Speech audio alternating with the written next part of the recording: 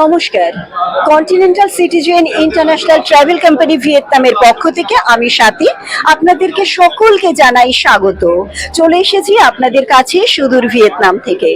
আজ জানাবো ভিয়েতনামের মাস্ট ভিজিট এবং অত্যন্ত দর্শনীয় জায়গাগুলি সম্পর্কে আপনাদের কাছে। প্রথমেই যদি আপনারা চলে আসেন নর্থ ভিয়েতনাম থেকে, তাহলে আপনারা এসে পৌঁছবেন আমাদের ক্যাপিটাল হানয়তে, যেটা কলকাতা থেকে মাত্র 2 ঘন্টা 30 মিনিটের দূরত্বে ফ্লাইং ডিস্টেন্সে আপনারা পৌঁছে যেতে পারেন। এবং হ্যানয়তে পৌঁছানোর পরে আপনাদের জন্য রয়েছে হ্যানয়ের সিটি ট্যুর। এই শহরটি সম্পর্কে অনেক ঐতিহাসিক ব্যাখ্যা রয়েছে, তথ্য রয়েছে। সেই সমস্ত জায়গাগুলি যেমন হোচিমিনের মিউজিয়াম, যেখানে হোচিমিনের শায়িত দেহটি রয়েছে, চাংকোয়াক পাগোডা, যে পাগোডা অতি প্রাচীন, টেম্পল অফ লিটারেচার অর্থাৎ প্রথম ইউনিভার্সিটি। এমনি করে ভিয়েতনামের নানান দর্শনীয় স্থানগুলি কিন্তু হ্যানয় বেসড। এটা দেখার পরে দ্বিতীয় দিন আমরা আপনাকে নিয়ে যাব একটি প্রভিন্সে, যে প্রভিন্সের নাম হলো নিংবিন প্রভিন্স। সেই প্রভিন্সে রয়েছে বোটিং, সেখানে রয়েছে হুয়ালু ক্যাপিটাল, যেটা ছিল এনশিয়েন্ট ক্যাপিটাল অফ ভিয়েতনাম। আর তারপরে আমরা নিয়ে যাব আপনাকে মুয়া কেভ। সেখানে আপনি 500 স্টেপ নিয়ে একদম উপরে চলে যাবেন, যেখানে ড্রাগনের মূর্তির পাশে নিজের ফটো দেখবেন। তারপরের দিন আপনারা চলে যাবেন সবচেয়ে গুরুত্বপূর্ণ এবং সবচেয়ে বেশি আকর্ষণীয় জায়গা হ্যালং বেতে। হ্যালং বেতে আপনারা দেখবেন 16টি ছোট্ট ছোট্ট দ্বীপ রয়েছে, তার মধ্যে দিয়ে একটি ক্রুজ আপনাদেরকে নিয়ে চলেছে। সে এক অসাধারণ দৃশ্য। এবং এই গোটা হ্যালং বেটা জুড়ে সমুদ্র, সেই সমুদ্রের উপরে চলছে ক্রুইজিং সারাদিন ধরে, এবং সন্ধেবেলা আপনি ফিরে আসছেন নিজের হোটেলে। আবার যখন আপনি নর্থ ভিয়েতনামটাকে কভার করছেন, তারপর কিন্তু আপনাকে আমরা নিয়ে যাচ্ছি সেন্ট্রাল ভিয়েতনামে। এখানে একটা ফ্লাইং ডিস্টেন্স রয়েছে 1 ঘন্টা 20 মিনিটের। আর যখন আপনি হ্যানয় থেকে সেই সেন্ট্রাল ভিয়েতনামে যাচ্ছেন, আপনার এয়ারপোর্ট হলো ডানাং ইন্টারন্যাশনাল অ্যান্ড ডোমেস্টিক এয়ারপোর্ট। সেখানে রয়েছে এই ডানাং শহরটি, এবং এই শহরে রয়েছে অত্যন্ত গুরুত্বপূর্ণ একটি বিচ, তার নাম হলো মিখে বিচ।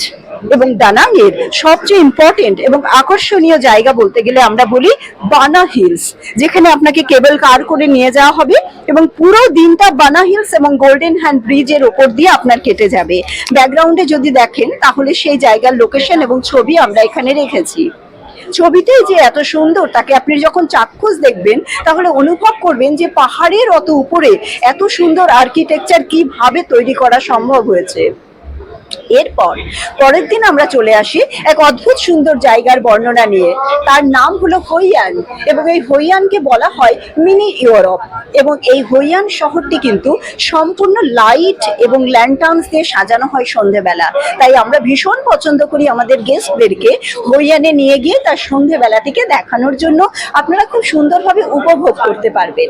যখন আমরা সেন্ট্রাল ভিয়েতনামকে শেষ করছি, তারপর চলে যাচ্ছি আমরা সাউথ ভিয়েতনামের দিকে। এবং সাউথ ভিয়েতনামের কিন্তু একটা অদ্ভুত সুন্দর ঐতিহাসিক ব্যাখ্যা রয়েছে। অর্থাৎ হোচিমিন যখন আমেরিকানদের সঙ্গে যুদ্ধ করেছিলেন, তিনি কিন্তু এই সাউথ ভিয়েতনামের কুচি টানেল থেকেই সেই যুদ্ধটা করেছিলেন। এবং সেই টানেলে গেলে আপনারা অদ্ভুত দেখবেন যে মাটির তলায় প্রচুর সুড়ঙ্গ এখনো রয়েছে, যেখানে ভিয়েতনামি সেনারা লুকিয়ে থাকতেন এবং আমেরিকানদের সঙ্গে দিনের পর দিন যুদ্ধ করেছেন। এবং সেই সময় তারা কিভাবে যুদ্ধ করতেন, কি খাবার খেতেন, সমস্ত কিছুর উপরে একটা ডকুমেন্টারি সেখানে দেখানো হয়। এইভাবে এই দিনটি কেটে যাবার পরে প্রায় শেষের পথে আমরা পরের দিন চলে যাব মেকং ডেল্টা লোকেশনে।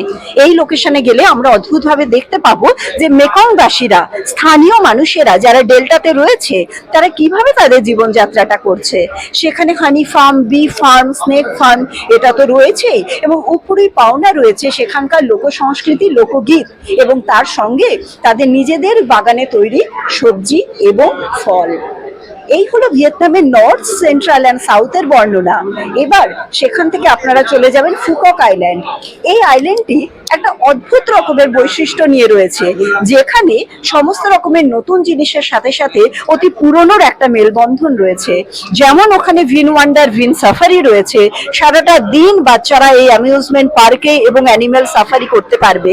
তেমনি 4 আইল্যান্ড, যেগুলো সেই আদি আইল্যান্ড যেগুলো এখন কেবল কার এবং স্পিড বোট দিয়ে দেখানো হয়।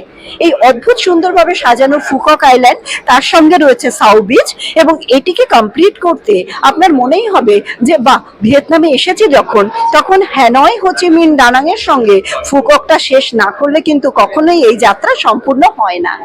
তাই খুব সহজে, খুব শর্টে যতটুকু আমাদের দেশ সম্পর্কে আমি এখানে বর্ণনা করতে পারলাম, হয়তোবা ওখানে আপনারা যখন আসবেন, চাক্ষুষ দেখবেন, এর থেকে অনেক অনেক সুন্দরভাবে আপনারা উপলব্ধি করতে পারবেন।